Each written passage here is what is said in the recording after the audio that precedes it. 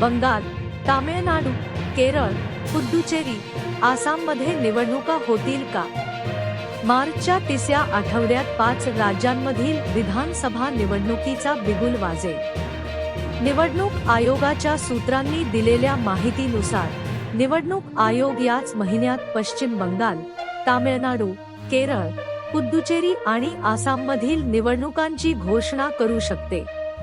पश्चिम बंगालमध्ये 3 ते 4 टप्प्यात मतदान होण्याची शक्यता आहे, तर तामिळनाडू, केरळ आणि पुद्दुचेरीमध्ये प्रत्येकी एका टप्प्यात निवडणुका होऊ शकतात.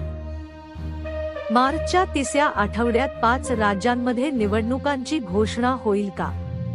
बंगाल, तामिळनाडू, केरळ, पुद्दुचेरी, आसाममध्ये निवडणुका होतील. बंगाल, तामिळनाडू, केरळ, पुद्दुचेरी, आसाममध्ये निवडणुका होतील का? मार्चच्या तिसऱ्या आठवड्यात